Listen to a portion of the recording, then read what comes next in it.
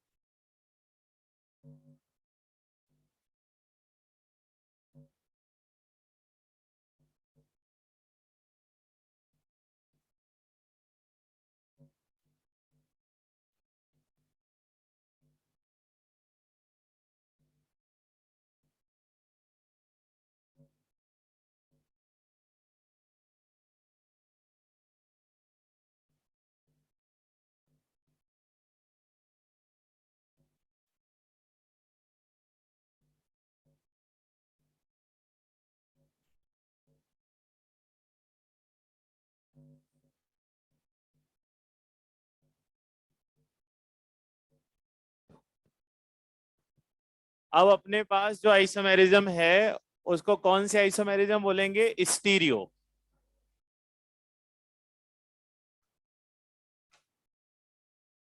देखिए, stereo isomerism में एक तो अपने पास आएगा ज्योमेट्रिकल और दूसरे कौन सी आएगी? ऑप्टिकल।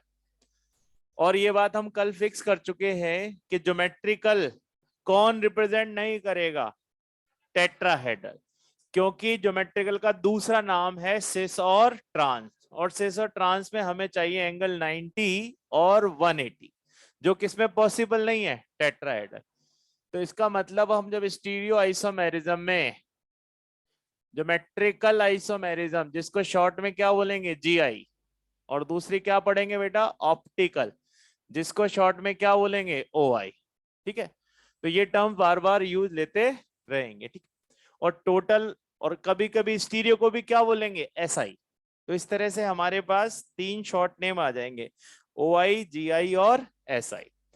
कोऑर्डिनेशन, सॉरी, इसके बाद सबसे पहले ज्योमेट्रिकल में अपन स्टार्ट कर लेते हैं कोऑर्डिनेशन नंबर 4, और उसमें कौन सा वाला केस? Square planar.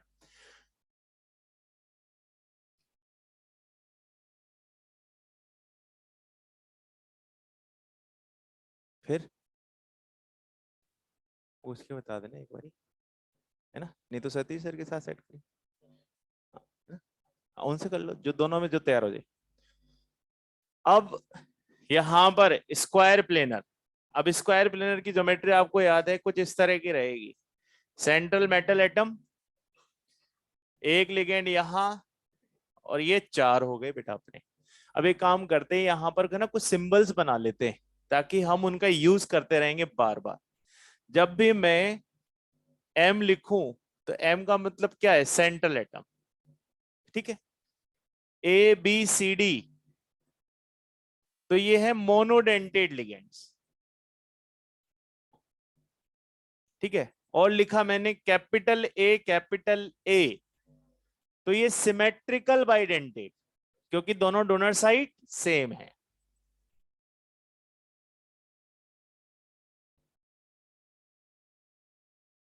और एक हो ए बी, तो ये हो गया बेटा, वो रेडी है? बोल दो। कल टाइम टेबल में चेंज है, कल मेरी और सतीश सर की क्लासेस क्या रहेंगी बेटा? इंटरचेंज, है ना? यानी कि मैं आऊंगा सेकंड में और सर आएंगे फोर्थ में, ये इंटरचेंज होगा। कल के लिए है ये भी, है ना? अभी नया टाइम टेबल तो वैसे सैटरडे तक का ही तो लगाया ये वाला, तो ये कल के लिए चेंज है ना? चलिए अब आगे। तो अपने पास एम लिखा होगा तो सीएमए, और स्मॉल में लिखे होंगे तो मोनोडेंटेड्स, कैपिटल ए दोनों होंगे तो सिमेट्रिकल, और ए बी होगा तो असिमेट्रिकल का मतलब समझ गए ना? एक, दोनों दोनों साइड अलग। एक ही एग्जांपल है उसका अपने पास, ग्लाइसिनेट। चलिए अब ये देख, यहां पर ए बी सी डी, ये रख लिया अपन ने। अब सबसे पहले तो हम इसमें आइडेंटिफाई करें कि इसमें सिस पोजीशंस कौन कौन से हैं। ए और बी एक दूसरे के सिस हैं, बी और सी भी एक दूसरे के सिस हैं, सी और डी भी एक दूसरे के सिस हैं, ए और डी भी एक दूसरे के सिस हैं। कितने सिस हुए बेटा? 4। अब आइए ट्रांस, तो जो अपोजिट हो, ए सी के साथ, बी और डी के साथ। अब ये बताओ कि अगर मुझे कोई कॉम्प्लेक्स इस तरह से बनाना पड़े तो कौन सा मेथड ज्यादा कंफर्टेबल है? ट्रांस वाला, क्योंकि उसमें मुझे 2 ही बॉक्स बनाने पड़े, पर सिस में मुझे कितने बॉक्स बनाने पड़े? 4। तो अगर अपने अपने जैसे मैथमेटिक्स में एक नाम सुना होगा, परम्यूटेशन कॉम्बिनेशन, तो सिमिलरली इसी तरह से, ठीक है, आप लोगों का मैथ से भी थोड़ा लिंक खत्म हो गया, तो इसी तरह से कॉम्बिनेशंस बनाएंगे हम। तो देखिए, अगर मेरे पास कोई स्क्वायर प्लेनर हुआ तो कितने कॉम्बिनेशन बनेंगे? 2। तो उससे पता लग जाएगा कि ए के सामने कौन है? सी। जैसे मान लीजिए यहाँ लिखा होता अमोनिया और यहाँ लिखा होता क्लोरीन, तो हम समझ गए इन दोनों को क्या रखना है, आमने सामने, है ना। और फिर यहाँ पे भी कुछ होता तो हम समझ जाते उन दोनों को कहाँ रखना है, आमने। उससे हमारे को सिर्फ 2 ही बॉक्स में काम चल जाएगा। और अगर यही बात मैं किसके लिए बोलता, ऑक्टा के लिए, तो फिर मुझे उसमें कितने पेयर मिलेंगे? 3, क्योंकि उसमें एक सामने वाला भी तो बने, ऐसे। तो बस ये ध्यान रखना है अपने को, उस तरह से भी कोई चीजें बनाई जा सकती हैं, क्योंकि स्ट्रक्चर बनाने में लगता है बहुत टाइम। तो अभी तो शुरुआत में हम स्ट्रक्चर बनाएंगे, फिर बाद में ऐसा करेंगे जब बहुत सारे केसेस बनने लगेंगे तो फिर हम उसको इस तरह से कन्वर्ट कर लेंगे। तो चलिए स्टार्ट करते हैं एक एक केस से। पहले केस से स्टार्ट करेंगे, मोनो से, और देन विल गो फॉर बाइडेंटेट्स। तो चलिए पहले समझिए बोर्ड पर। हाँ, 2-3 बेसिक बात। पहली बेसिक बात, कब तक आइसोमेरिज्म यानी कब तक आइसोमर बनाया जा सकता है? जब तक कोई नई स्ट्रक्चर बनाए जा सकते हो। अगर हमें लगे कि स्ट्रक्चर रिपीट हो रहा है तो इसका मतलब आइसोमर नहीं बन सकते, है ना। या हम देखें कि रिलेटिव पोजीशन में चेंज करने पे कुछ भी नहीं हुआ, तो फिर हम मान लेंगे कि आइसोमर्स खत्म हो गए। लाइक केस नंबर 1, यानी कि हम हर फॉर्मूला को इस तरह से कन्वर्ट कर लेंगे। मान लीजिए सीएमए के साथ चारों मोनोडेंटेड लिगेंड एक जैसे हैं। इसको मैं एक फॉर्मूला में कन्वर्ट भी कर लेता हूं, पीटी NH3 होल 4। अब इसको ध्यान से देखो आप, क्या मैंने जो पीटी NH3 होल 4 लिखा उसको वैसे भी रिप्रेजेंट कर सकता था? कर दिए। अब बताओ इसमें मैं क्या बना, कितने स्ट्रक्चर बना सकता हूं? क्या मैं इसमें 4 सिस और 2 ट्रांस बना सकता हूं? मैं कुछ नहीं बना सकता, एक ही स्ट्रक्चर बनेगी, क्योंकि मैं इसे कितना भी रोटेट कर लूं हमेशा यही रहेगा। आप इसको कैसे भी स्विच करके देख लीजिए। अब मैं इसको बॉक्स में भी बना के देख लूं, जैसे ट्रांस का बॉक्स हो, तो ए के सामने भी ए है, ए के सामने भी ए है। क्या कितना चेंज करूंगा, कुछ भी करें, कुछ भी नया बनने वाला नहीं है। इसका मतलब इसमें टोटल जीआई कितना हो गया? 0। समझ गया? जब नई स्ट्रक्चर नहीं बन रही तो कोई आइसोमर नहीं। ये वाला हटा दो ना, ये तो सब ठीक है, आप लिख लो पहले, फिर ये वाला पार्ट मेरा।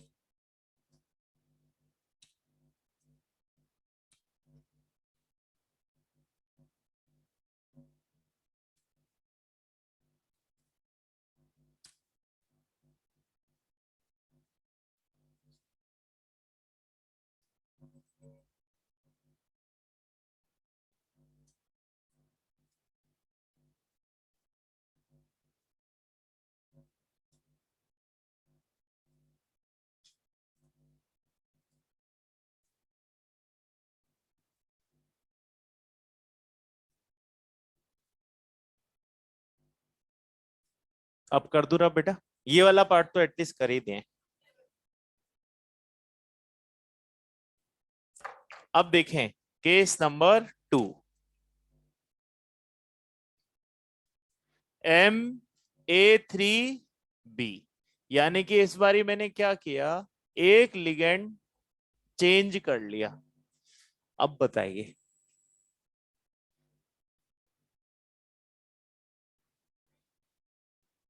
कुछ नहीं बन पाएगा, क्योंकि अगर आप इसे बना भी लें, है ना, तो देखिए बेटा यहां भी ए है, यहां भी ए, ये और ये मान लीजिए बी, तो आप इसे कितना भी रोटेट करिए ये तीनों ऐसे ही रहेंगे और ये अलग रहेगा।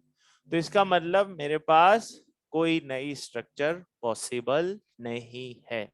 तो इसका मतलब यहां भी जीआई कितने हैं, 0 है।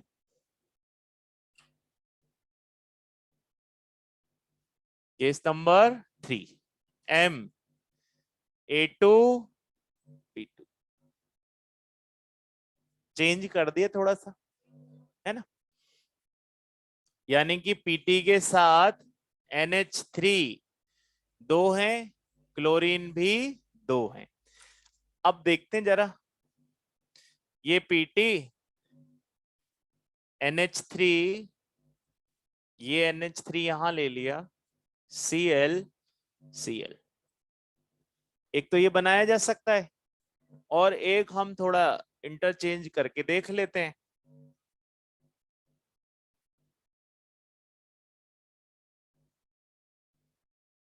तो बताइए क्या इसमें दो मिल रहे हैं, एक स्ट्रक्चर दूसरे से डिफर कर रही है, तो बेसिकली हमें स्ट्रक्चर से पता लग जाएगा। अब हम चाहते तो कॉम्बिनेशन भी बना के जल्दी देख सकते थे, जैसे NH3 NH3, यानी कि NH3 के सामने Cl, एक कॉम्बिनेशन ये होता और दूसरे कॉम्बिनेशन ये होता। ठीक है, तो हमें आसानी से पता लग जाता है कि ये क्या चल रहा है, सिस, और एक कॉम्बिनेशन क्या बनता ट्रांस का, NH3 opposite NH3, chlorine opposite chlorine. तो ये कॉम्बिनेशन किसका रहता, सिस का, और ये कॉम्बिनेशन किसके होते, ट्रांस के। तो हम उससे पता लगा सकते थे कि भाई इसके सामने यही है तो ट्रांस हो गया, इसके सामने ये है तो ट्रांस हो गया। और नहीं तो आप क्या बना के देख सकते हो, स्ट्रक्चर बनाकर भी देख सकते। मैं हमेशा कॉम्बिनेशन कौन से वाले लिख रहा हूं, ट्रांस वाले, किसके कॉम्बिनेशन नहीं लिखूंगा, सिस वाले, है ना। क्यों नहीं लिखूंगा, क्योंकि अगर मैं वो लिखता हूं तो जैसे अब यहां देखो, ये भी तो एक दूसरे के ट्रांस ही है, NH3Cl, NH3Cl, तो लिखा तो मैंने ट्रांस की फॉर्म में है, पर ये वाला क्या होता है, सिस, और ये वाला क्या है आपका, ट्रांस। अगर आप स्ट्रक्चर बनाने में ज्यादा कंफर्टेबल हैं तो गो विद द स्ट्रक्चर, क्योंकि अगर ये आपको ऐसा लगता है कि मेरे को समझ ही नहीं आ रहा है, मत बनाओ, सीधे क्या बनाओ, स्ट्रक्चर बनाओ, जिसमें ज्यादा आपको कन्वीनियंस फील हो वो काम करिए।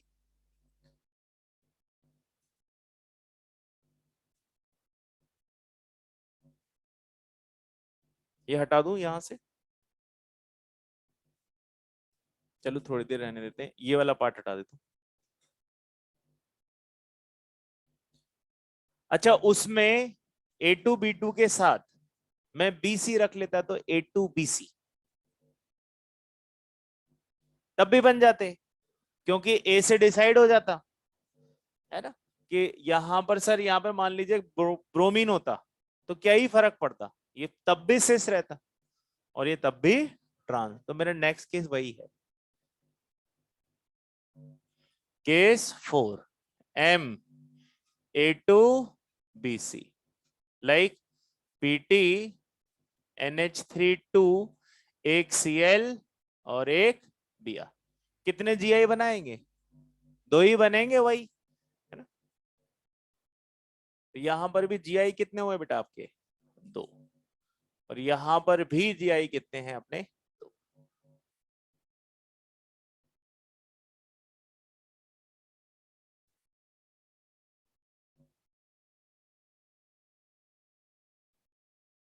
तो इसी में चेंज कर दिया, ये हो गया ब्रोमीन और ये हो गया बेटा क्लोरीन।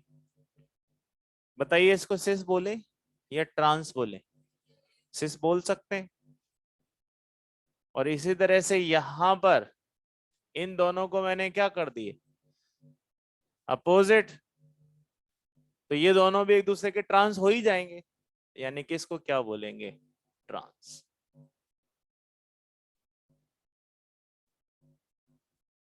तो सिस और ट्रांस किसको बोलते हैं? जब कोई दो ग्रुप एक दूसरे के पास पास हो तो सिस पोजीशन, और कोई दो ग्रुप एक दूसरे के आमने सामने हो तो ट्रांस है। आइडेंटिकल केसेस तो ये वाले होते हैं जिसको आप शुरुआत में स्टार्ट करते हो पढ़ना, है ना। पर ये भी सिस ट्रांस ही है, क्योंकि अमोनिया के सामने ट्रांस पोजीशन पे कौन है, क्लोरीन, बट खुद का ग्रुप किस पे है, सिस पे, इसीलिए हमने इसको क्या कंसिडर कर लिया, सिस कंसिडर।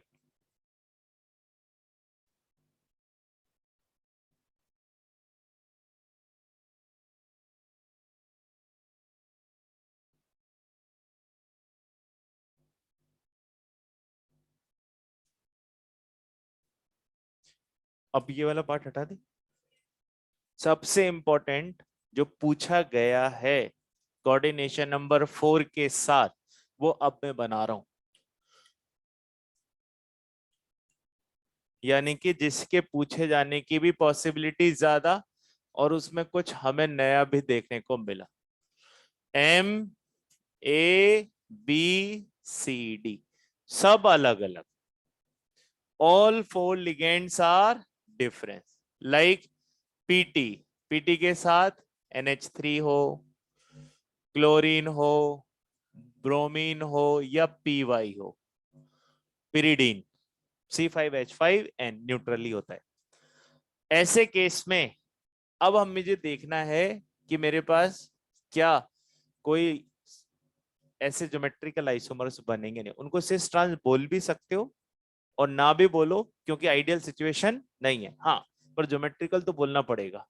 तो हम क्या करेंगे, किसी एक ग्रुप को फिक्स कर दो, एक लिगेंड को फिक्स कर लो और बाकी को उसके साथ साथ क्या करते जाओ, घुमाते जाओ। जैसे देखो पीटी, मैं किसको फिक्स कर देता हूं, अमोनिया को, ठीक है, एक साइड आ गया क्लोरीन, एक साइड आ गया बेटा ब्रोमीन और एक साइड आ गया पिरिडीन। अब बताइए कौन ट्रांस पोजीशन पर है अमोनिया के, अब इसको रोटेट करते हैं। NH3 को तो यहीं रखो आप, ब्रोमीन को ऊपर ले लिया और क्लोरीन को मैंने स्विच, क्या रिलेटिव पोजीशन में कोई चेंज आया, है ना। किसी एक के रेस्पेक्ट में देखते रहो आप, जो आप किसी एक के रेस्पेक्ट में देखोगे वो आप बाकी सब में वही रिपीट होएगा। तो सर NH3 के अब कौन अपोजिट हो गया, फिर नेक्स्ट, अब एक और बचा है जो उसके अपोजिट आ सकता है, ये पिरिडीन।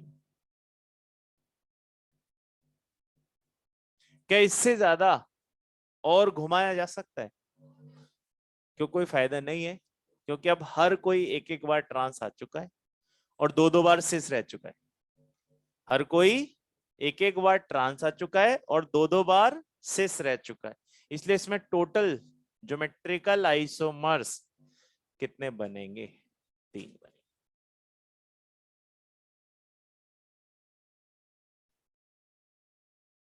सबसे इंपॉर्टेंट है ये, पेज नंबर 139 पर इसका क्वेश्चन भी आया हुआ है एक्सरसाइज 2 में।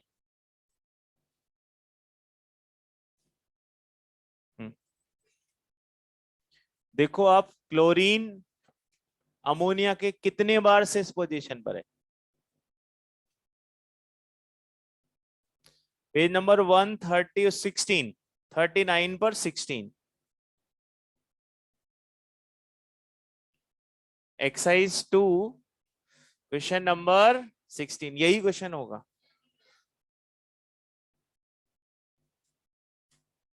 तो हमें सीधा सबसे इंपॉर्टेंट केस किस नंबर में मिला, 5th।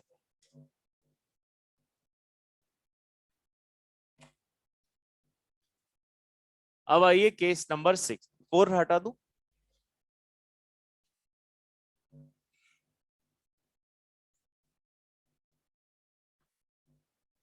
Case number 6। अब तक हम किसको रिपीट कर चुके हैं? सारे मोनोडेंटेट्स। अब किसका टर्न लिया जाए? बाइडेंटेट्स का। तो मैं यहां पर केस नंबर 6 बना रहा हूं। अब आपको याद है बाइडेंटेट के लिए हमने क्या डिसाइड किया था? कैपिटल ए, सिमेट्रिकल है तो। फॉर एग्जाम्पल यहां पे ले लेते हैं पीटी EN होल 2 + 2। अब यहां पर EN बताइए कोऑर्डिनेशन नंबर 2 है कि 4 है? 4 है। कैसे पता लगा? सर वो बाइडेंटेड है। इसके केस में बनाकर देखते हैं। तो पीटी और उसके आसपास दोनों ही EN है। तो देखिए अब यहाँ पे इसकी डोनर साइड्स क्या होती है बेटा? नाइट्रोज। और क्योंकि ये बाइडेंटेड है तो मैंने इसको ऐसे कनेक्ट कर दिया। अब बताओ और क्या पॉसिबिलिटी है? कुछ भी नहीं है, क्योंकि मैं कितना भी इसको बनाऊं ये ऐसा ही दिखेगा। इसका मतलब इसमें ज्योमेट्रिकल आइसोमर्स 0 हो गए। ठीक है। पर अगर केस 7 की बात करें जिसमें मैं असिमेट्रिकल ले लूं, AB 2 टाइप्स, यानी कि पीटी के साथ किसको ले लूं? ग्लाइसिनेट को। तब चेक करके देखते हैं कि कोई पॉसिबिलिटी है या नहीं है। तो ये लीजिए पीटी, इसकी एक डोनर साइट होती है नाइट्रोजन, दूसरी होती है ऑक्सीजन। ये दूसरा इधर लगा दिया बेटा। और एक बार बनाते समय मैंने क्या किया? डोनर साइड्स को फ्लिप कर दिए, मतलब इसको ऐसे घुमा दिए। बताइए क्या दो तरह के स्ट्रक्चर्स हैं? इसको क्या बोलेंगे? सेस बोलेंगे। क्यों बोलेंगे बेटा सेस? और ये अपोजिट हो गए। तो इस तरह से हमने यहाँ पे कुछ केसेस किसके देख लिए? कोऑर्डिनेशन नंबर 4 के। उसमें इंपॉर्टेंट कौन सा है बेटा? 5th और ये 7th। ऐसे बहुत सारे बनाए जा सकते हैं अलग अलग कॉम्बिनेशंस में, है ना? बट अपने सिलेबस में हमें सिर्फ क्या है? ये 7 ही केस दिए हुए, तो हमने वही 7 बनाए। और तो कितने भी बनाओ आप, ए अलग ले लो 2, फिर 2 अलग ले लो, है ना?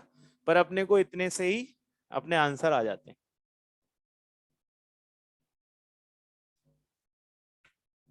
तो ये अपने पास, हाँ बेटा, ज्योमेट्रिकल तो बोलेंगे। ज्योमेट्रिकल केवल आइडेंटिकल लिगेंड्स के लिए ही नहीं बोला जाता बेटा, ज्योमेट्रिकल पोजीशन बेसिस पे बोले जाते हैं, है ना? नहीं तो फिर क्या होगा कि फिर हम इसका एग्जिस्टेंस ही नहीं बता पाएंगे। वे चारों लिगेंड अलग हो सकते हैं, है ना? अब चारों लिगेंड की रिलेटिव पोजीशन भी तो चेंज हो रही है ना। देखो आइसोमेरिज्म की पहली प्राइम कंडीशन क्या थी आप बताओ? कि there must be a new structure.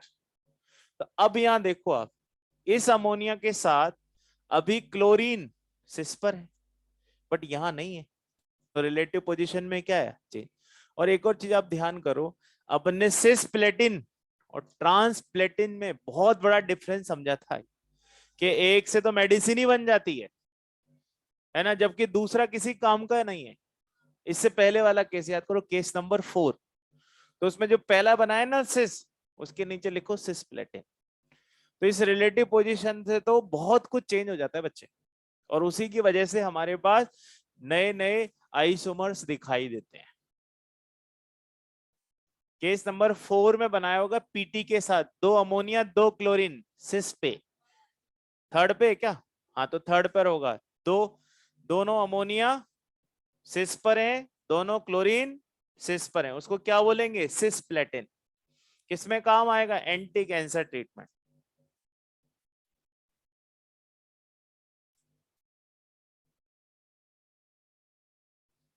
अब देखिए यहाँ कोऑर्डिनेशन नंबर कौन सा ले लेते हैं? 6।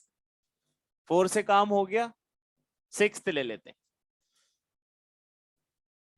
6 में आपको याद है, चाहे हाइब्रिडाइजेशन D2sp3 हो या फिर sp3D2, दोनों ही क्या होते हैं? ऑक्टाहेड्रल होते हैं कि नहीं? चलिए अब चेक कर लेते हैं। ऐसे केस में मुझे इसमें कितने लिगेंड ऐड करने पड़ेंगे? 2 नए, क्योंकि अभी तो 4 ही हुए। ये एक ई और ये एक एफ, तो ये बन गया अपने पास बच्चे ऑक्टाहेड्रल। अब मुझे बताओ इसमें टोटल कितने सिस इंक्रीज हो गए, या उतने ही है चार के चार? आराम से काउंटिंग करो फिर बताओ।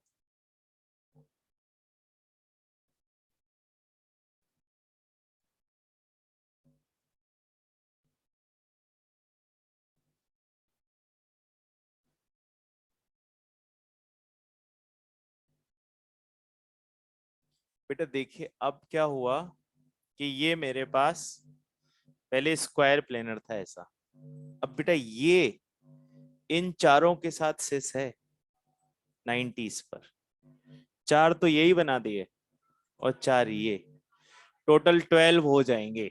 पहले के चार तो मैंने टच ही नहीं किए, चार इसने नए बना लिए, चार इसने नए बना। ठीक है, तो इसका मतलब मैं ई को सबके साथ रिपीट कर दूं एक बार, ई ए, ई बी, ई सी, ई डी, और एक बार एफ को रिपीट कर देते हैं, F A, F B, F C, F D. अब ट्रांस कितने बढ़ गए? ट्रांस तो एक ही इंक्रीज हुआ सर, पहले के दो तो एज इट इज ही हैं, ए सी डी बी, अब नया आ गया एक ई एफ। तो इसका मतलब मुझे क्या देखने में ज्यादा आसानी होगी? ट्रांस, क्योंकि सिस के तो 12 पोजीशंस हैं, तो better I will go for trans. तो मुझे जहां ज्यादा दिख जाएंगे ट्रांस, उसी को मैं क्या मान लूंगा? ट्रांस आइसोमर कंसिडर कर लू। तो पहले सिस और ट्रांस समझ में आ गया। पहले स्क्वायर प्लेनर का सिस ट्रांस था, अब किसका देख रहे हैं हम? ऑक्टाहेड्रल्स का। केस नंबर 5 हटा दिया जाए।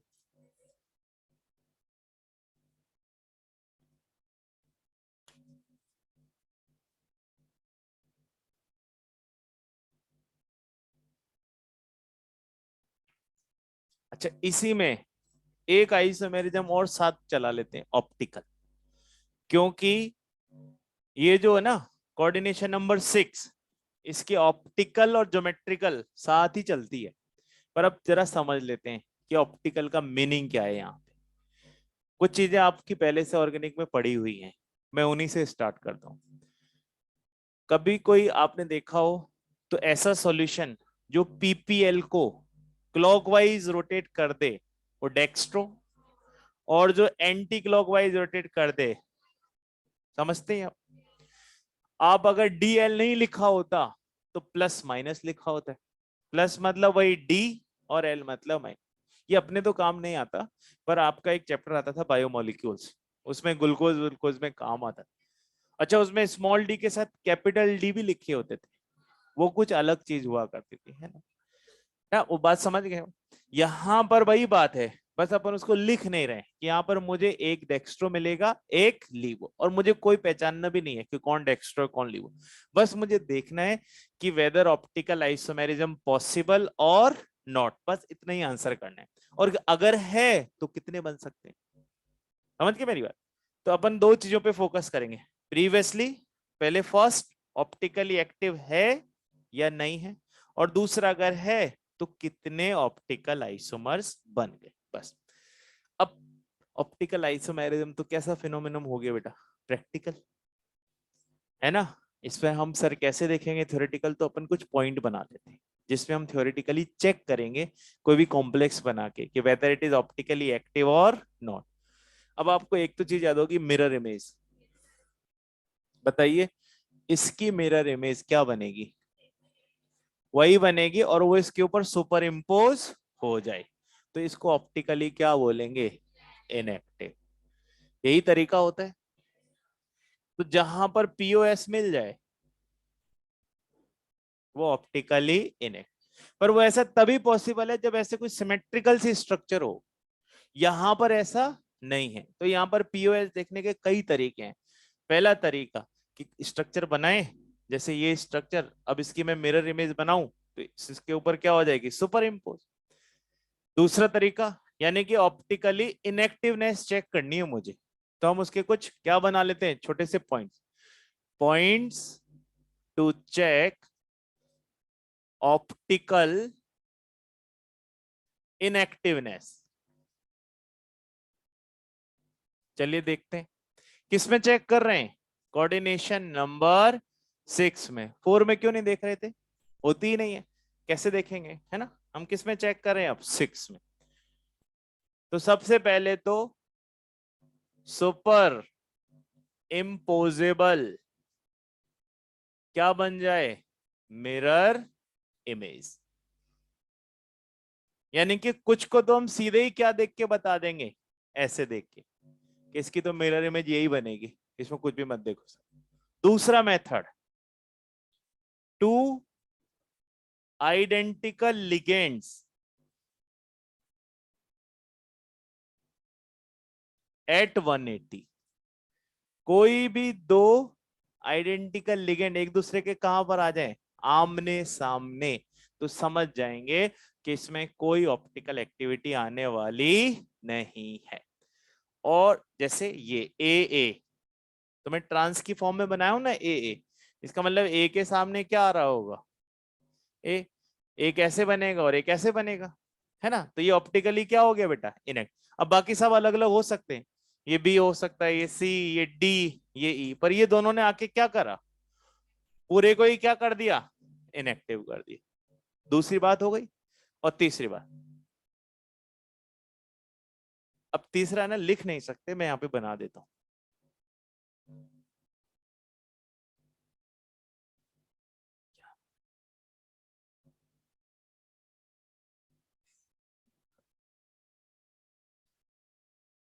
जैसे ये एम,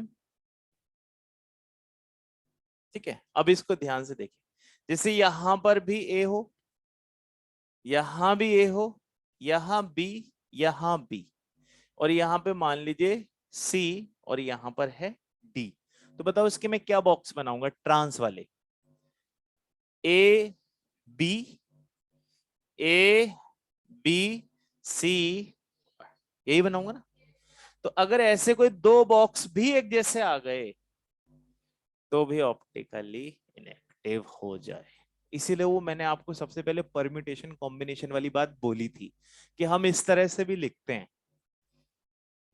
और जब इस तरह से लिखें, अच्छा बताओ इसमें ऑप्टिकली एक्टिवनेस रहेगी कि नहीं, अगर मान लो यही केस है तो इसमें तो रहेगी सर। क्यों रहेगी, क्योंकि उन तीनों में से कोई भी कंडीशन फुलफिल नहीं हो रही। समझ गए मेरी बात। अच्छा, अब एक और चौथा केस, ये तो सारे किसको बता रहे हैं, मोनोडेंटेड को। अब मान लीजिए कोई क्या आ जाए, बाइडेंटेड आ जाए, ए बी टाइप। तो अगर कोई दो रिंग आमने सामने आ गई तो भी वो ऑप्टिकली क्या हो जाएगी, इनएक्ट, लाइक दिस। जैसे दोनों रिंग क्या है, आमने, मान लीजिए यहां पर ए है, यहां पर बी है, पर ये दोनों रिंग क्या हो गई है, आमने। तब हमें इसको क्या बोलना है, ऑप्टिकली इनएक्टिव बोल। बस ये चार ही रूल हैं ऑप्टिकल एक्टिवनेस देखने के। डन विथ दिस, है ना। तो यहां पर बना लेते हैं ये तो ये ऑप्टिकली क्या हो गई, इनएक्टिव। बस अब आप ये रूल लिख लो, फिर स्टार्ट करते हैं। जगह जगह ये रूल यूज करते रहेंगे, है ना। इस ये तो बड़ी आसानी से दिखाई देगी, और ये हमने तरीके बना लिए। ये वाला पार्ट हटा दे, अब इसकी जरूरत नहीं है बेटा ना, आप इसको पहले फ्री कर दो ताकि ये वाला पार्ट साफ कर दिया जाए।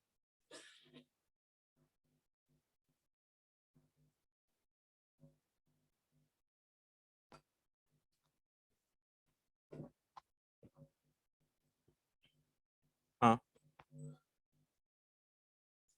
कैसे ऑप्टिकली इनएक्टिव हो गया, वो तो लैब में जाके बताएं बेटा। क्योंकि ये तो मैंने क्या बोला, पहली लाइन ही बोली थी, कैसा फिनोमिनम है, प्रैक्टिकल। हम इसको रिजल्ट ओरिएंटेड बनाने के लिए क्या कर रहे हैं कि कुछ मेथड लगा, नहीं तो हम तो किसी भी कॉम्प्लेक्स को देख के बोल ही नहीं सकते कि ऑप्टिकली एक्टिव है भी या नहीं। कैसे बोलेंगे, वो तो पीपीएल के थ्रू बोला जाएगा। हमारे पास कहाँ है पीपीएल, ना उसने हमें प्लस माइनस लिख के दिया बच्चे। हाँ बेटा, अभी बाइडेंटेड आएंगे ना, तो मैं आपको एग्जांपल के साथ ही, आज ही हो जाएगा ना आइसोमेरिज्म, तो अब भी आ जाएंगे एग्जांपल्स कि दोनों रिंग सामने हो। बाइडेंटेट्स में कितनी रिंग होती है, ये बनाए भी है देख मैंने, ऐसे आमने सामने दो रिंग आ गई, तो फिर उसको कुछ भी देखो वो हमेशा क्या आएगा, इनएक्टिव है। अब अपने को, अपने देखो, अपने को तो ऐसा लग रहा है कि सर ऐसे कैसे हो सकता है, पर अपने को क्या बोले अपन, उसका प्रैक्टिकल वैल्यू ऐसा ही आता होगा।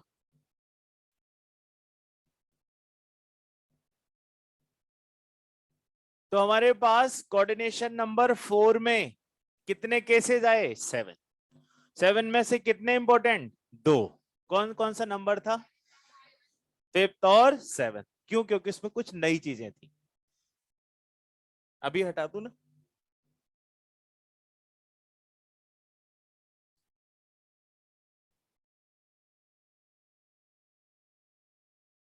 सबसे पहले जिन लोगों ने लिख लिया हो वो एक काम करिए, सारे ये देख लेते हैं कि sir total number of cases कितने होंगे और हमें कितने बनाकर देखने और कब से याद करना चालू करने।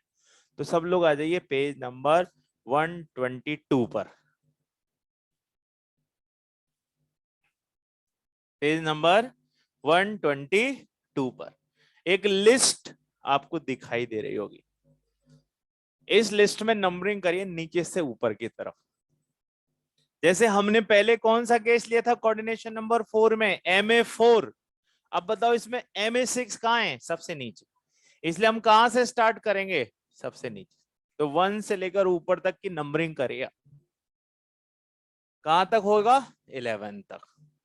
ठीक है, कैसे बनाए जा सकते हैं वो भी देख लेते हैं। ये वाला पार्ट में रब करूंगा, है ना।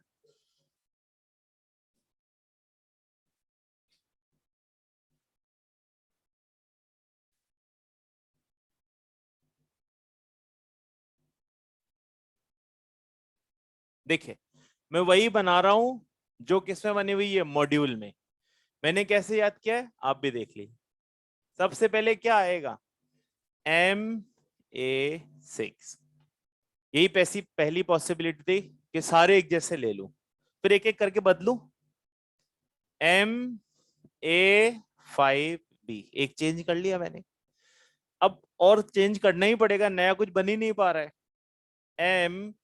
MA4B को भी 2 कर लेते हैं, क्योंकि जब मैं A कम करूंगा तभी तो B बढ़ाऊंगा। और फिर मैं क्या करूंगा, A को कांस्टेंट रख के मैं देखता हूं यहां कितने चेंजेस कर सकते हैं। MA4B C 6 हो गए। अब और पॉसिबिलिटी नहीं है, किसको चेंज करो सर, A को। तो A को चेंज करने के लिए मैं 3 करूंगा, तो B को भी कितना करूंगा, 3। ठीक है, कर लिया। अब मैं A को कांस्टेंट करूं और किसको चेंज करूं, B को। तो पहले कोशिश करूंगा B का मैक्सिमम नंबर बना के रखूं, B2C। अब पॉसिबल नहीं है आगे, तो मैं फिर क्या करूंगा, A3BCD। ठीक है, अब मुझे फिर ए में चेंज करना पड़ेगा, अदरवाइज मैं कोई नया केस नहीं बना पा रहा हूं। A2B2C2, क्योंकि B2 तो मैं रख चुका हूं, तब मेरे को C को ही बढ़ाना पड़ेगा, एक को कांस्टेंट। अब पहले किस में चेंज करूं, C में। MA2B2CD। अब किस में चेंज करूं बेटा, A2BCDE। अब लास्ट ABCDEF। देखिए 11 हो गए होंगे।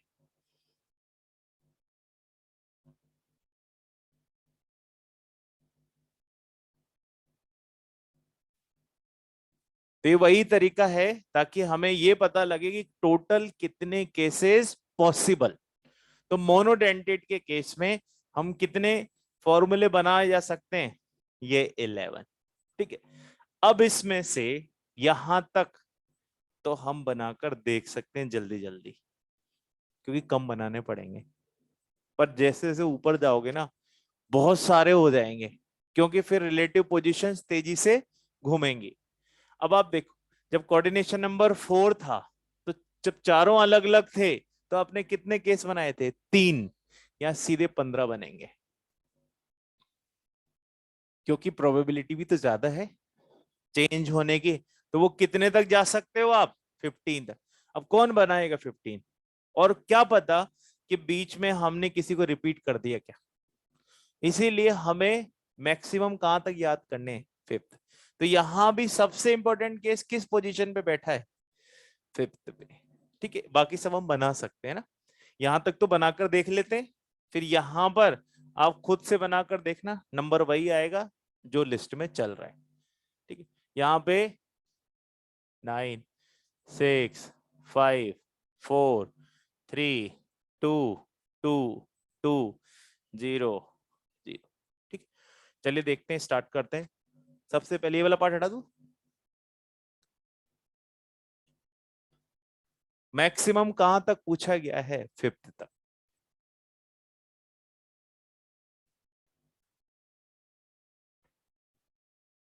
चलिए स्टार्ट करिए। MA6 बताइए, क्या कोई नई स्ट्रक्चर पॉसिबल है क्या?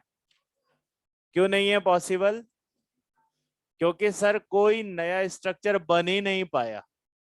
जैसे PT Cl6-2, तो यहाँ पे क्या बनेगा? Gi 0। अब जब Gi नहीं है तो OI कहां से आएगा? तो OI भी 0। Case number 2, MA5B। बताओ कोई Gi बना पाएंगे? आप बनाकर देख लेना, कुछ फर्क नहीं पड़ेगा। ए 5 बार ए लिख लें, और ये, अब बताओ इसको क्या करोगे आप कितना भी घुमाइए ये पांचों हमेशा साथ ही रहेंगे। अब इसको यहां लाएंगे तो ये यहां आ जाएगा, फिर ये 5 साथ हो जाएंगे। इसको उठा के यहां रखेंगे, ये यहां आएगा, ये फिर पांचों एक साथ हो जाए। इसका मतलब नो Gi और नो OI। इसलिए लास्ट की दोनों केसेस में क्या रहा है? 0। चलिए अब थोड़ा चेंज करके देख लेते हैं। Case number 3, MA4B2। A4B2 मान लीजिए PT के साथ 4 अमोनिया है और 2 क्लोरीन है। चलो बनाकर देख लेते हैं। सर पहली पॉसिबिलिटी तो ये है कि पहले 4 आसपास किसको प्लेस कर दीजिए? अमोनिया को।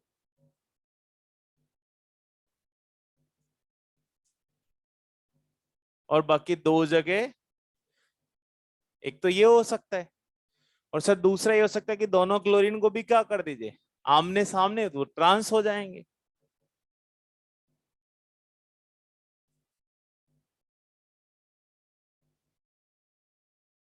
बताइए इसमें किसको सिस बोला जाए और किसको ट्रांस? फर्स्ट वाला सिस ही है। क्यों है बेटा सिस? क्योंकि सर मुझे ना ट्रांस एक ही दिख रहा है, ये वाला है ना, बाकी मोस्टली क्या है? 6 हैं। पर यहां तो सर मुझे 3 ट्रांस दिखते हैं। भाई मैं सिस कहां तक काउंट करूंगा? इसमें सिस भी होगा, बट किसके ज्यादा दिखने की पॉसिबिलिटी है? ट्रांस। अब 100% ट्रांस हो रहा है, ये तो 3 हो सकते थे, तीनों दिख रहे हैं, तो इसका मतलब मैं इसको प्रीडोमिनेंटली क्या बोलूंगा? ट्रांस।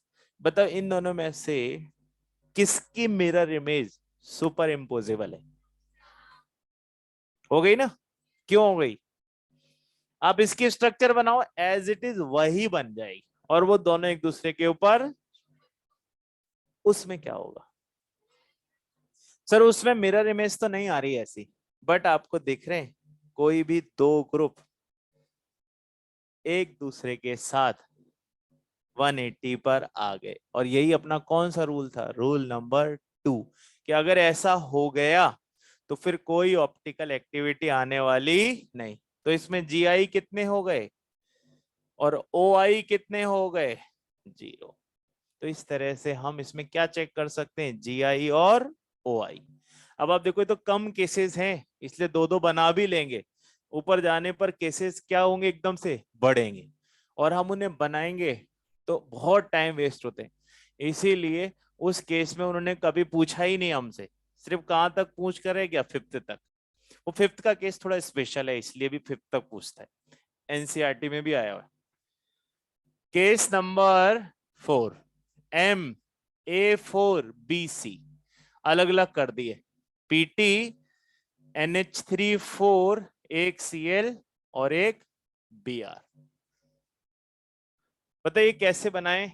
ठीक वैसे ही बना लो सर, बस यहां पर इस बार क्या चेंज आ गया कि सर इस बार हमारे पास एक क्लोरीन कम करके आपने किसको ले लिया, ब्रोमीन को ले लिया।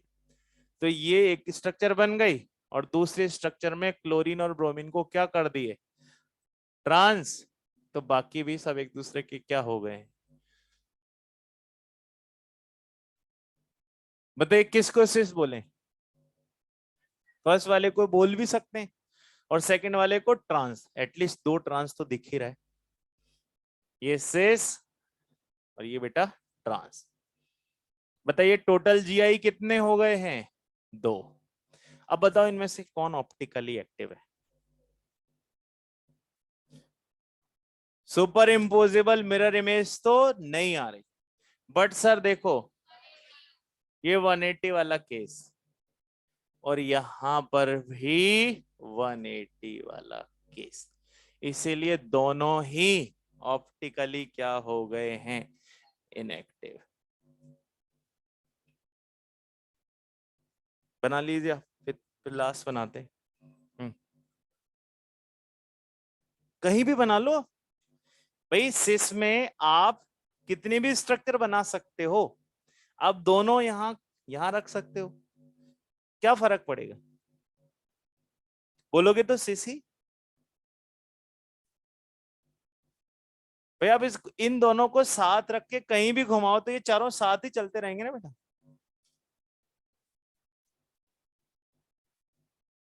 क्या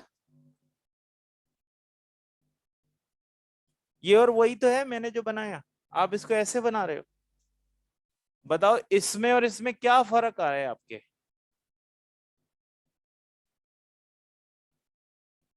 ये दोनों एक ही तो बात है। इन दोनों की रिलेटिव पोजीशन में कोई चेंज है ही नहीं, पहले भी सिस थे अभी भी सिस है, ये चारों अभी भी साथ हैं।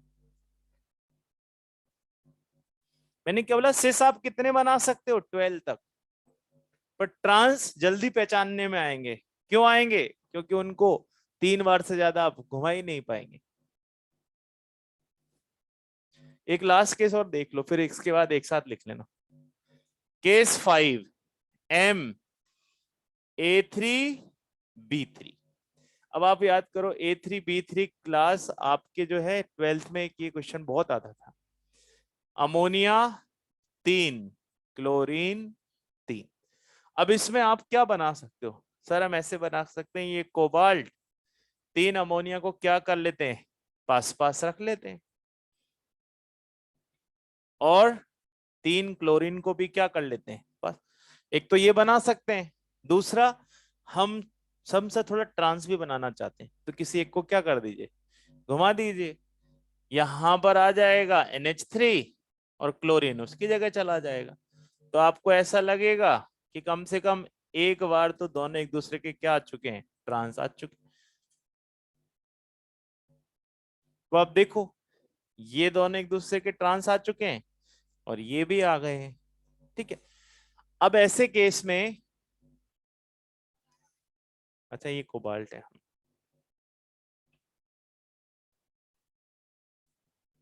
चलिए अब इसमें देखें कि सर किसमें ऑप्टिकली एक्टिवनेस आ सकती है, बताइए।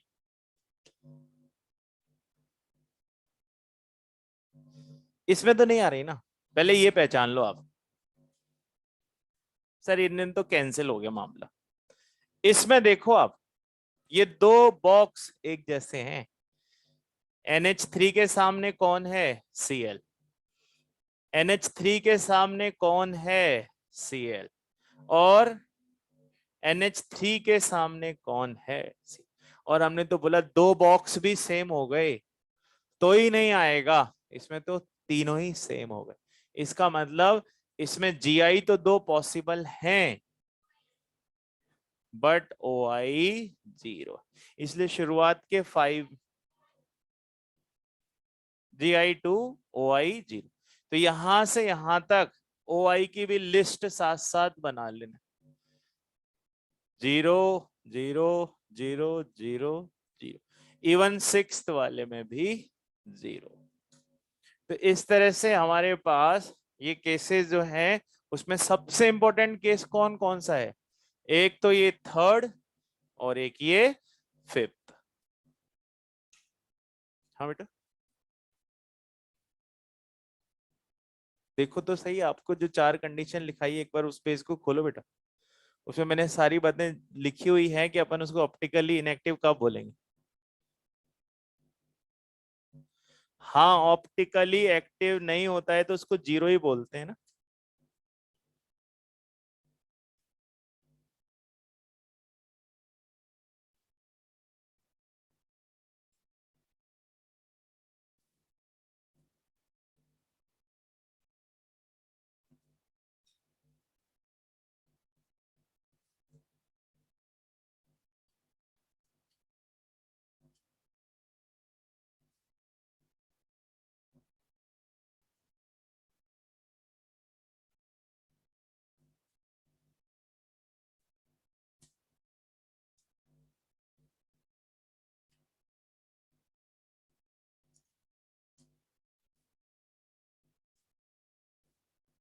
अब अपने पास इधर कितने केसेस बच गए? ये 5 है ना, तो मैं यहीं पे बना देता हूँ बेटा इनके। 2 2 4 12 और 30। यानी कि पहली बार किस में बनेंगे आपके ऑप्टिकल? 7th प्लेस पे। फिर नेक्स्ट 8th में भी 2 रहेगा, फिर 4, फिर 12 और फिर 30। आज तक यहां से कभी नहीं पूछा गया कुछ भी।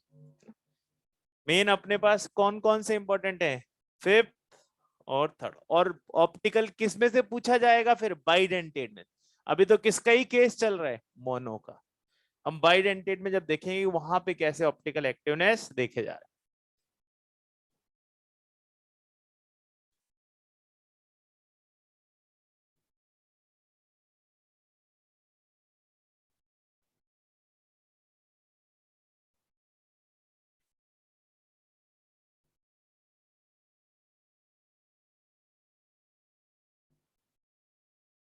आप वो 4 जो मैंने पॉइंट्स लिखाए ऑप्टिकली इनएक्टिव कब कब देख सकते हैं, उन्हें ध्यान में रखिए।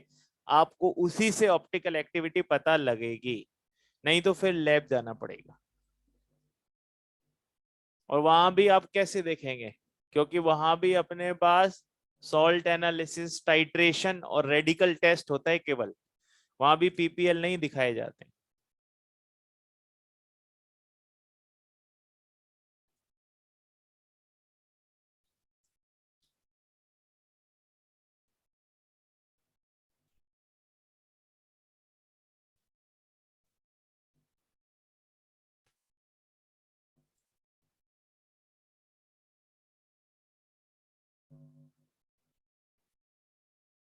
बना लिए? किसके केस बचे? बाइडेंटेट्स के।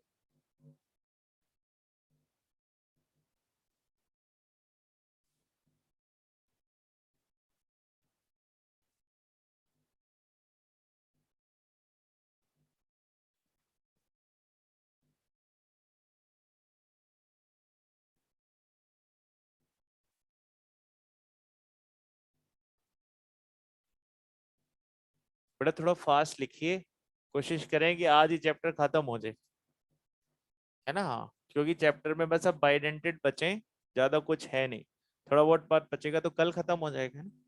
फिर नया कल आप पी ब्लॉक में क्या पढ़कर आओगे? इनर्ट पेयर इफेक्ट, वो आप पहले से पढ़ चुके हो। और इसी चैप्टर में एक नाम आया था बैक बॉन्डिंग। बस ये दोनों चीजें थोड़ा सा देख कर आ जाना, कल अपना कौन सा ब्लॉक चालू हो जाएगा? P block.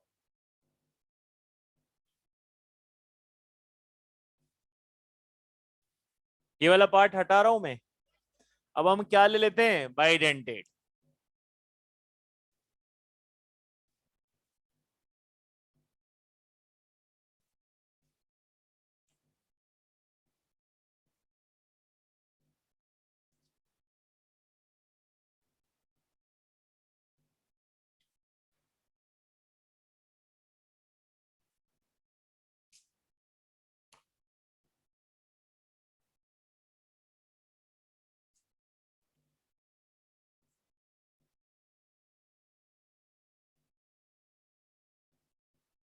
दोनों ही जगह वही देखेंगे, पहले ज्योमेट्रिकल और फिर ऑप्टिकल।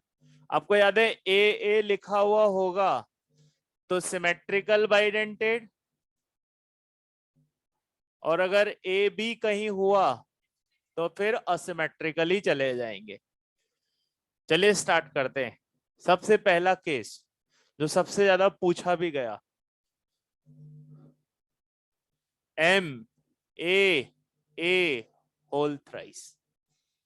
क्या यहां पर कोऑर्डिनेशन नंबर 6 हो गया?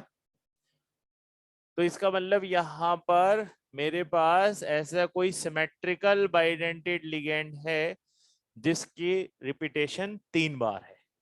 चलिए देखते हैं। पीटी,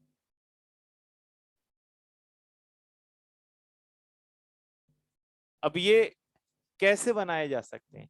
क्या इनको ऐसे बना दूं? फिर तीसरा कैसे बनाएंगे? नहीं बन पाएगा। ठीक है ना? तो एक काम करें, थोड़ा सा चेंज करके ऐसे बना लेते हैं ताकि हमारे बोर्ड पर एक साथ ही दिख जाए ये। ठीक है, बन गया। बताओ इसमें ज्योमेट्रिकल आइसोमेरिज्म कितनी आएगी? नहीं आ सकती, क्योंकि सभी नाइट्रोजन नाइट्रोजन नाइट्रोजन, हर जगह वही रिलेटिव पोजीशन रहेगी। तो इसकी मिरर इमेज बनाओ। इसमें ऑप्टिकल एक्टिवनेस आएगा कि नहीं आएगा? अब आप देखो, जो मैंने आपको चौथा पॉइंट लिखाया था, क्या कोई भी दो रिंग आमने सामने है क्या? इसके सामने कुछ नहीं है, इसके सामने कुछ नहीं है, इसके सामने कुछ नहीं। इसका मतलब ये ऑप्टिकली एक्टिव है। और आप चाहो तो क्या लगा लीजिए इसमें, मिरर।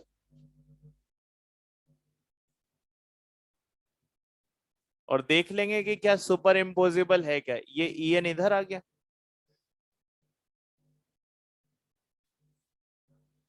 तो ये दोनों एक दूसरे के ऊपर सुपर इम्पोजिबल नहीं।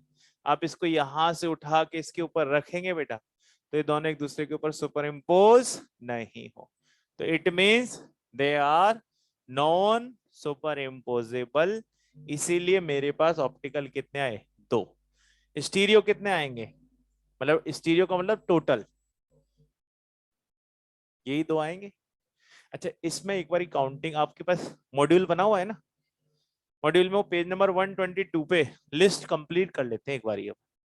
ये तो आपने जीआई तो उसमें दिखा हुआ ही था, ओआई आपने मेंशन कर लिया होगा, है ना? नहीं किया है तो एक लाइन दो, एक कॉलम और ऐड कर लो। और तीसरा इसमें हम क्या भी ऐड कर सकते हैं? टोटल। Total SI. एसआई मतलब स्टीरियो, क्योंकि दोनों किसके पार्ट हैं? तो कोई आपसे पूछ ले, बताइए टोटल स्टीरियो आइसोमर्स कितने हैं, तो फिर आपको देख के बताना पड़ेगा ना। अब बताओ इसमें कितने आएंगे टोटल? ये तो सर 0 ही है। इसमें भी, इसमें, इसमें, यहां 2, यहां 3। अब बताओ 6 नहीं आ सकते। वो इसलिए, आप बोर्ड पे देखिएगा, अगर ए और बी दो ज्योमेट्रिकल हैं और इसने अपना क्या बना लिया? सी, तो इसको तो आप पहले गिन चुके ना, तो टोटल तो 3 ही दिखेंगे। आप इसको तो जीआई में गिन ही चुके हो, इसी ने ही तो अपना क्या बनाया है? ऑप्टिकल मेंबर बनाया है। तो आप इसको और इसको 2 बार कैसे गिनोगे? इसलिए इसको एक ही बार गिनोगे ना। इसलिए आप क्या करना, जितने ओ आई हो उसको किससे डिवाइड करिएगा? 2 से, ताकि आपके पास एग्जैक्ट नंबर आ जाए किसका? ओ आई। अब देखो ऐसा ही निकालना है 4, और इसका कितना काउंट करूंगा? 1, क्योंकि उन चारों में से एक ऑप्टिकली एक्टिव होगा, इसलिए आएगा 5। यहां बताइए, यहां 8, 6 तो ये रहे, 4 का हाफ 2 बिकम 8। यहां बोलिए, और यहाँ तो 30 का 30 रहेगा, क्योंकि उन्होंने ही तो अपने डी के साथ एल फॉर्म बना रखा है। उसको 2 बार कहां काउंट किया आपने? इसलिए इस तरह से आपके टोटल ऐसा ही बन जाएंगे। ठीक है,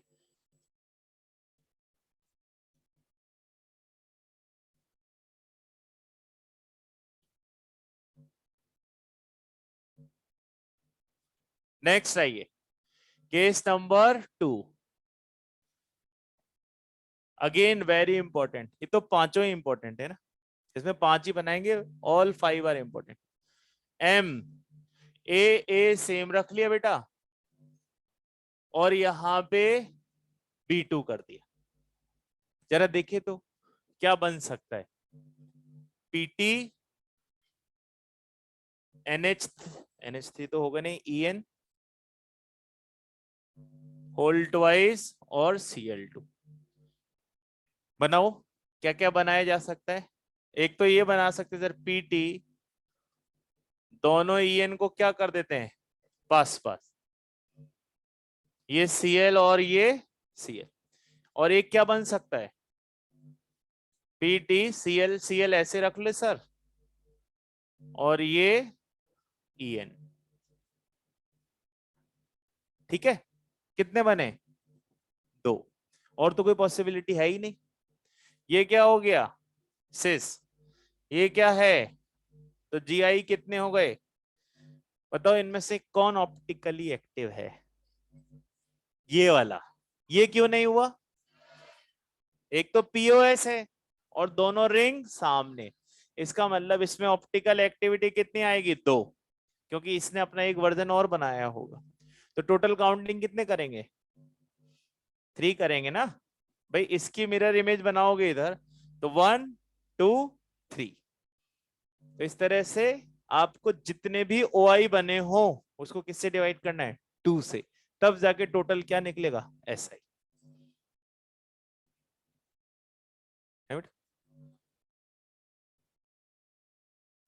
ये बनाए, फिर मैं ये रब करूंगा वाली लिस्ट, वो लिस्ट तो हो ही गई होगी ना, मॉड्यूल में ही कर लिया होगा तो।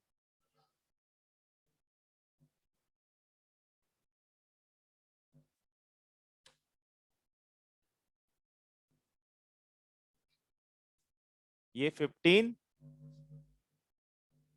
ये 30, और बेटे ये 30, और ये केस है ABCDEF।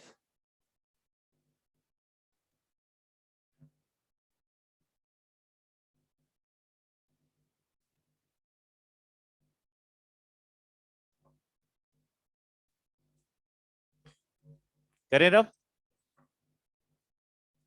अभी वाला पार्ट में रब कर रहा हूं ना, क्योंकि वो 2 केसेस तो मैंने ले ही लिए।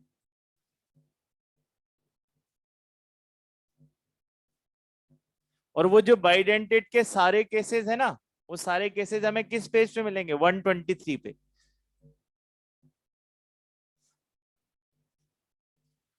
Case number 3। अब केस नंबर 3 में क्या करते हैं बेटा, ये दोनों को अलग अलग कर देते हैं, MAA2, एक ले लेते हैं A, एक ले लेते हैं B, या BC लिख लो आप, तो B और C चलने दी। ऐसे केस में मान लीजिए यही वाला एग्जांपल हो, EN होल टू, एक Cl और एक क्या ले लो, Br। चलो देखते हैं बनाकर, वापस वही सब बनेगा।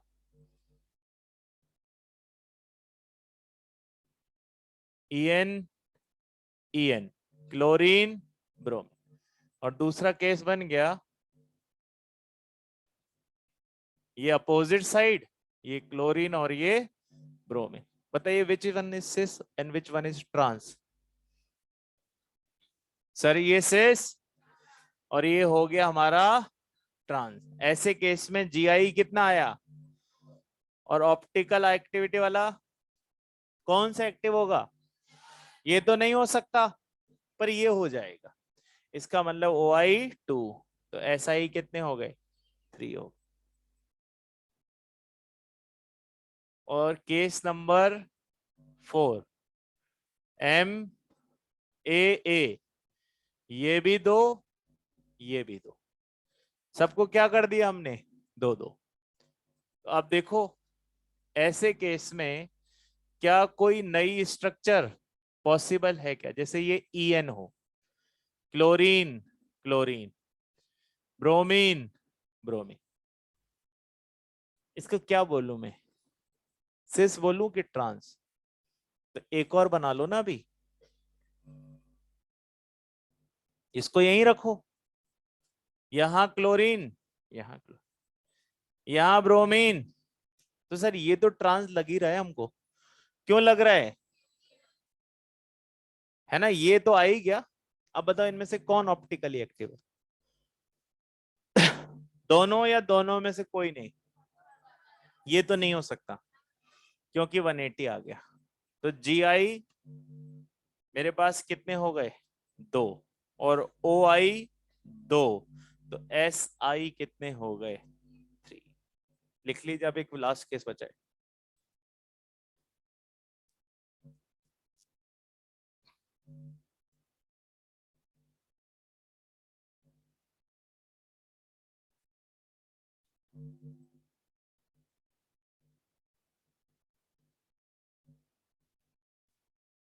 बाइडेंटेट के केस में क्या ध्यान रखना है बेटा, कब नहीं बताना है, जब दोनों रिंग आमने सामने ही हो।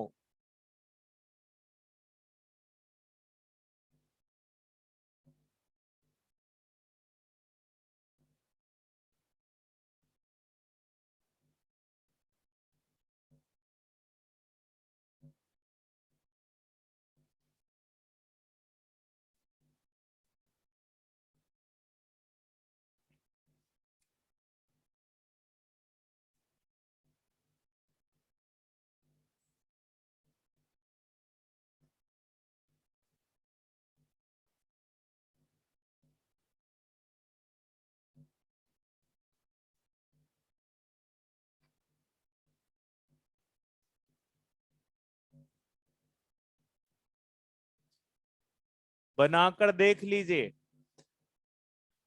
जो नई स्ट्रक्चर अगर बन जाए बेटा तो अच्छी बात है ना, बनाकर देखिए।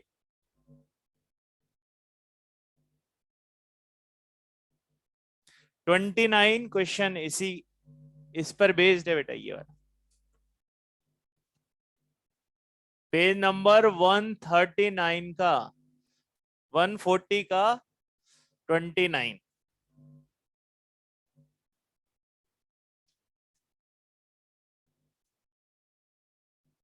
इसी केस पर आया हुआ क्वेश्चन है।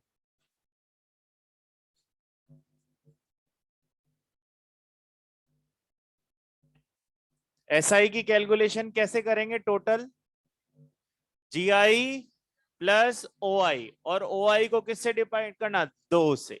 क्यों करें अपने ऐसा, क्योंकि वो ज्योमेट्रिकल में एक बारी काउंट हो चुका है, इसलिए उसका दूसरे बारी काउंटिंग करोगे तो अपने को ज्यादा नजर आए। केस 1 रब कर दूं। अब अभी हमने किसका केस नहीं लिया है, असिमेट्रिकल का, हमारा वही लास्ट केस बचा हुआ है।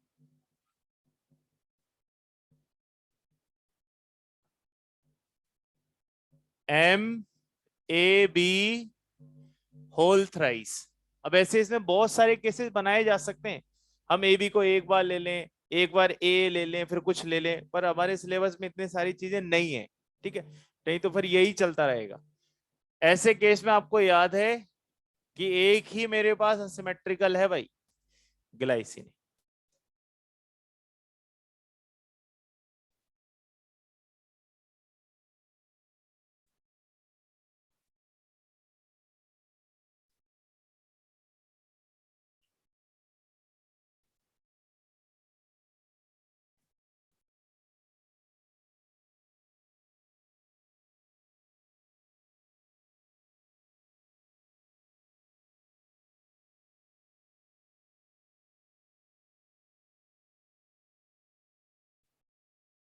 एक स्ट्रक्चर तो ये बना ली, एक आप और कुछ बना लो जिसमें किसी एक रिंग को क्या कर दो, फ्लिप कर लो। जैसे इसमें थोड़ा आसान करें, NO,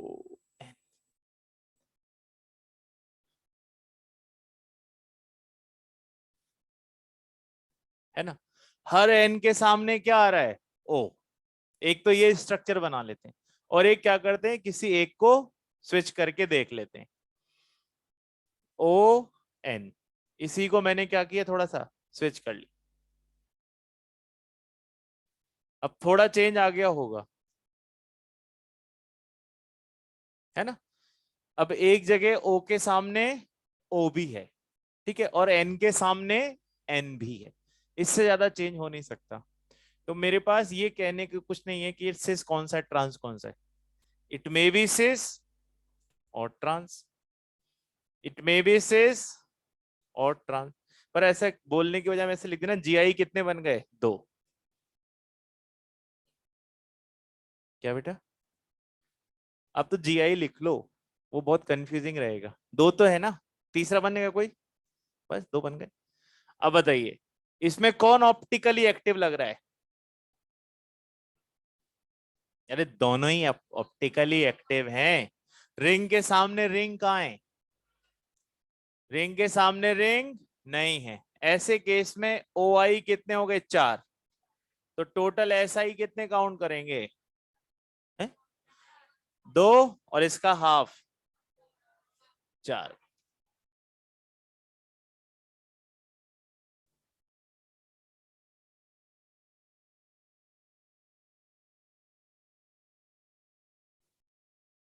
एक नंबर, पेज नंबर 123 देखो।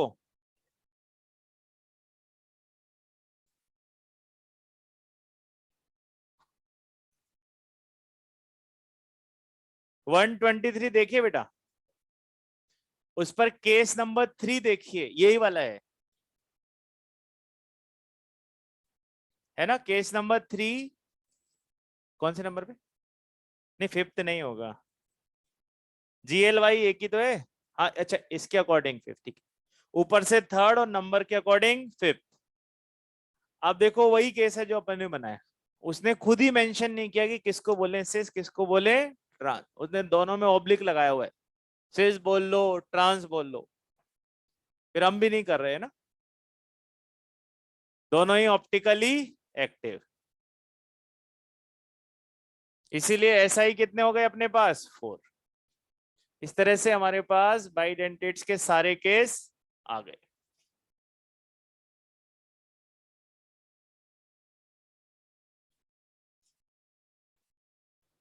कौन सा पार्ट उधर से रब कर दूं, वहां तक लिख लिया होगा आपने सारा।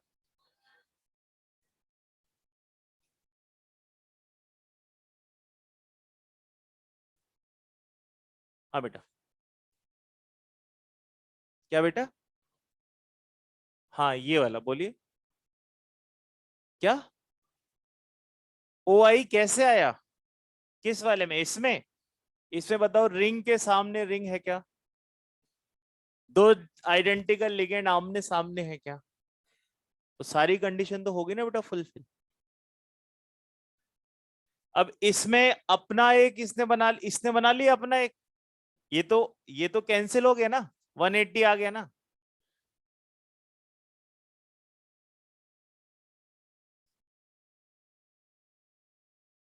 अब दो दो पॉसिबिलिटीज हैं, जल्दी से आप पहले बात समझ लीजिए। अभी अपने को कम से कम 1 आवर की क्लास और रिक्वायर्ड है, या तो आप इवनिंग में आइए दोबारा अराउंड 3:30, हाँ, या फिर अभी कंटिन्यू करिए बस, क्योंकि कल तो टाइम है नहीं कंटिन्यू करने का। शाम को 1 आवर की क्लास रिक्वायर्ड है, या तो आप आ जाइए 4 to 5, है ना, वो आप आ जाइए, 1 आवर की क्लास रिक्वायर्ड तो है मिनिमम, तभी कल चालू होगा पी ब्लॉक, है ना। हाँ, क्योंकि बाकी बैचेस में हो गया एंड, बाकी बैचेस में पी ब्लॉक चल रहा है, हम पूरा एक क्लास पीछे हैं। तो भाई उसके दो मेथड हैं, या तो डेली आप अभी रुको, है ना, अभी के स्ट्रेच, पर अभी मैक्सिमम 15 मिनट तो खींचने के बाद 1 घंटा बोल रहा हूं मैं। तो पहले आप जो आ जाइए नेक्स्ट, शाम के दो बेनिफिट हैं आपको। बेनिफिट नंबर 1, कि अपने को कुछ अगर क्वेश्चंस भी हो यहां तक वो पूछ सकते हैं जब एंड होगा तो, ठीक है। और दूसरा ये है कि फिर अभी खींचने की रिक्वायरमेंट नहीं। तो यू डिसाइड। ठीक है, इवनिंग में इसी रूम में आएंगे, है ना, एंड विल कम अराउंड 3:45, 3:45, है ना, 3:45, क्योंकि अब भी मैं आपको अब फ्री कर रहा हूं तो 3:45 आना पड़ेगा। और अगर आप 15 मिनट पढ़ लोगे तो 4 o'clock। 15 मिनट भी नहीं, मुझे सिर्फ 10 मिनट चाहिए, ताकि आपको शाम में थोड़ा सा टाइम 4 o'clock तक। ठीक है, रब कर रहा हूं मैं।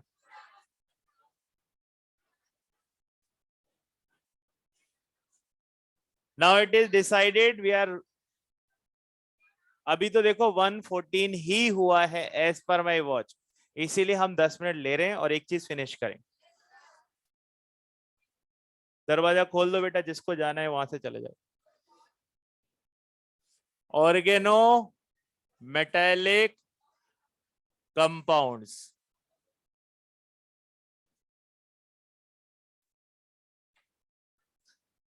नाम से ही क्लियर है, ऐसे कंपाउंड्स जिनमें कार्बन डायरेक्टली किससे बॉन्डेड हो, मेटल से।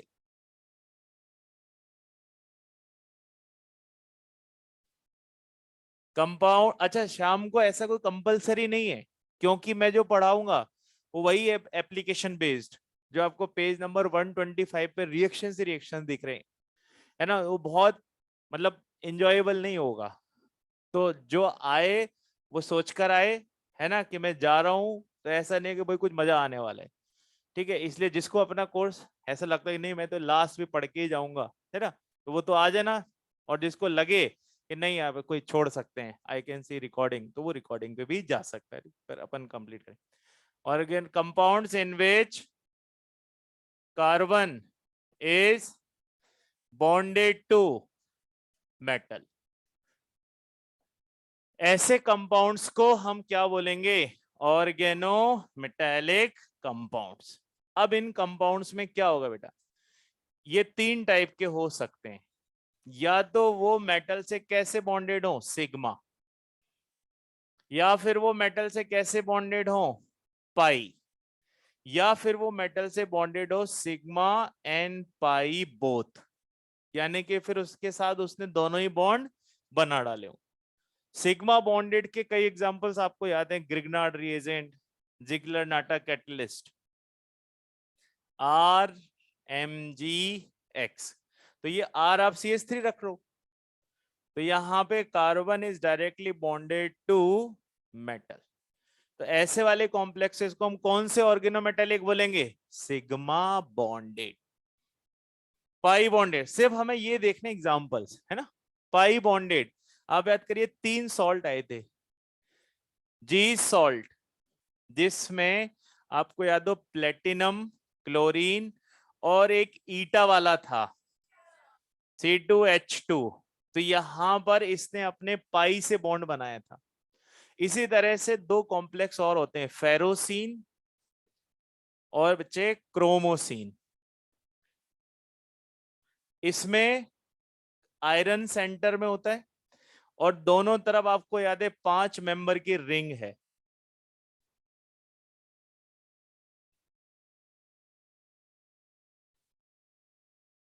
ठीक है, और क्रोमोसीन में सेंटर में कौन होता है, क्रोमियम, नाम ही इसी वजह से रखा हुआ है, और दोनों तरफ बेंजीन रिंग है। हमने 3 ही तो पढ़े थे, ये तीनों ही यहीं पर आ गए।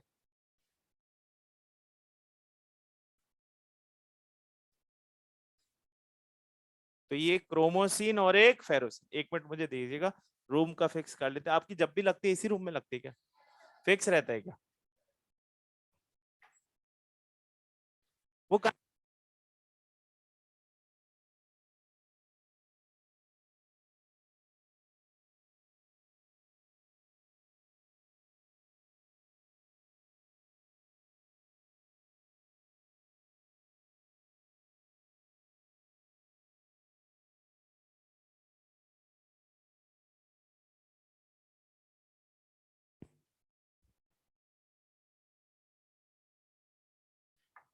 यस।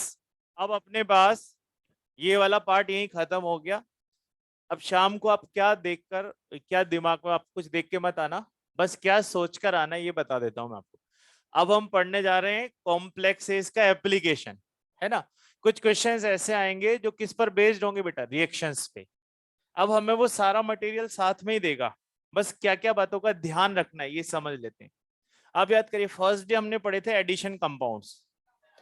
तो जब ए सॉल्ट और बी सॉल्ट आपस में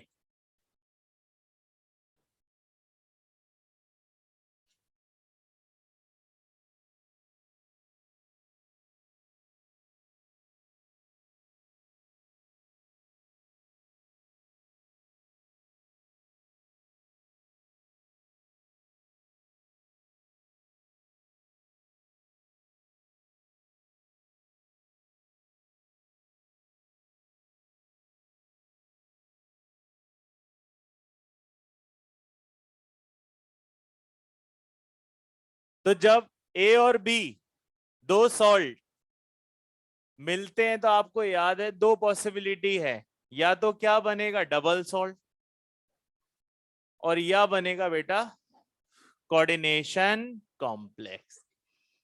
तो क्या होगा, अगर दोनों का इक्विमोलर आया यानी कि मोल सेम रहे, तब तो क्या बना दिया जाएगा डबल सॉल्ट।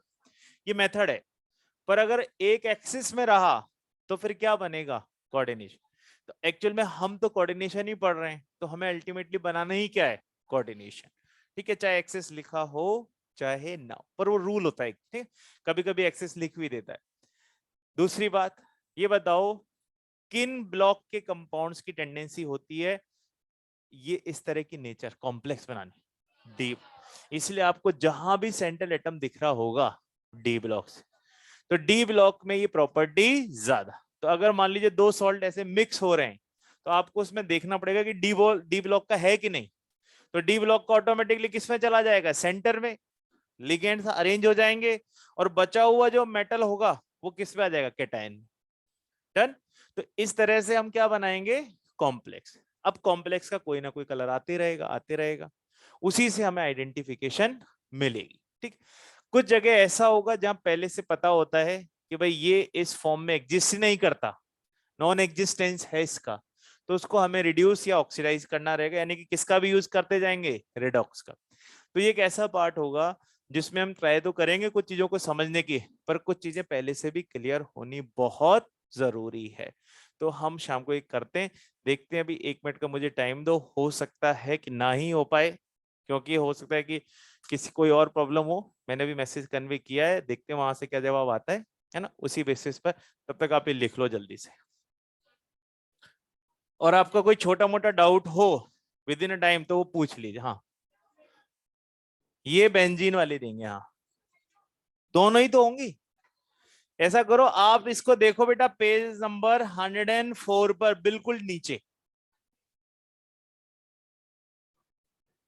और हाँ, अब सिग्मा पाई बच गया, सिग्मा पाई बोथ। तो इसके तो सारे कॉम्प्लेक्सेस कौन से हैं, carbonyl, all metal carbonyls,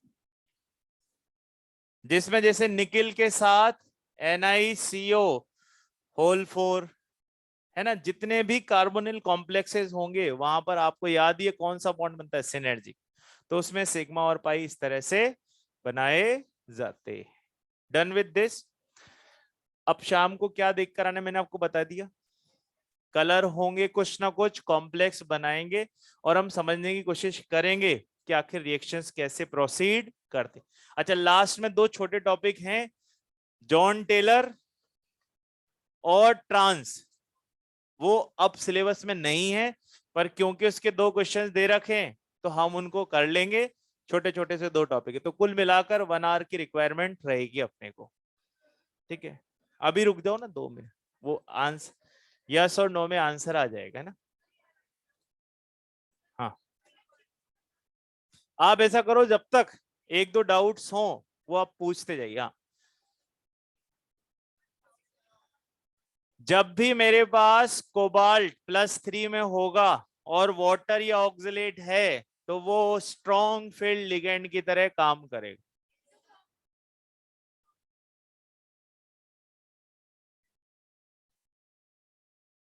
high spin है ना, तो हाई स्पिन का मतलब क्या है, जितने इलेक्ट्रॉन पहले थे बाद में भी रह गए, तो क्रोमियम में रह तो रहे हैं, कॉपर में तो एक था ना वो। तो हाई स्पिन तो उन दोनों में से हाई स्पिन किसका है, जिसकी एन की वैल्यू ज्यादा है। हाँ हाँ चेंज, अरे दो तीन जगह करेक्शन कर लीजिए आप, इसने अच्छे याद दिलाए बेटा, दो तीन जगह करेक्शन कर लीजिए मॉड्यूल में, जल्दी जल्दी करेक्शन कर लीजिए। पेज नंबर 109 पर बिगनर्स बॉक्स 2 का क्वेश्चन नंबर 4, वहां पर सल्फेट को काटकर क्या कर दीजिए, क्लोराइड कर दीजिए। कर दिया, तो रहने दो फिर, उनका ऑनलाइन काउंटर बेटा है ना, इसलिए आपको नहीं आना है, ठीक। ऑनलाइन वालों का ऑनलाइन काउंटर है ना बेटा, इसलिए उनको नहीं आना है, तो उनको नहीं आएंगे तो अपन भी नहीं पढ़ सकते। अच्छा दूसरा, आप पेज नंबर सब लोग 134 पे 3 करेक्शन कर लीजिए। 54 का आंसर 1 भी रहेगा 2 भी रहेगा, 55 का आंसर सिर्फ 2 रहेगा, और 59 का आंसर 2 हो जाएगा। ये करेक्शन कर लीजिए। Will continue tomorrow. कल अपनी कौन सी क्लास है बेटा, सेकंड। क्या पढ़कर आएंगे, बैक बॉन्डिंग और इनर्ट पेयर इफेक्ट। तो इसको पहले एंड करेंगे फिर देखते देखते, पर अभी तो करो, है ना, कल की कल बात करेंगे।